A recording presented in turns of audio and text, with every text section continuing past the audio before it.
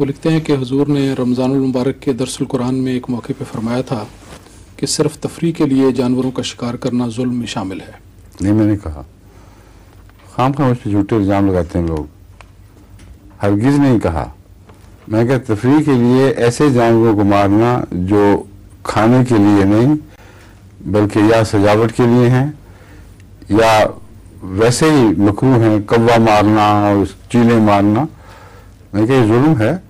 خدا تعالیٰ نے اجازت دی ہے آپ کو کھانے کے لیے. اور ایسے پرندے جو خوبصورتی کے لیے حضرت مسیح السلام نے خود اپنے حضرت مسلم مرزا بشیر محمود احمد صاحب کو بچپن کے زمانے میں ان سے پوچھا کہ یہ دیکھو، یہ تو خوبصورتی کے لیے پرندہ، ہر جانور کھانے کے لیے نہیں ہوتا. یہ بات کہی تھی. اگر سارے اسی طرح سمجھتے ہیں میری باتیں تو اللہ رحم کرے. سمجھے؟ تو یہ بھی میں نے بتایا تھا کہ جو جانور نقصان پہنچاتے ہیں، مثلا سور ہیں، فصلوں کو نقصان کرتے ہیں، ان کو مارنا اس غرض سے کہ وہ نقصان سے انسان بچ سکے، وہ بھی جائز ہے. تو اس ساری باتوں کا خلاصہ یہ نکالا ہے، صرف یہ غلط ہے.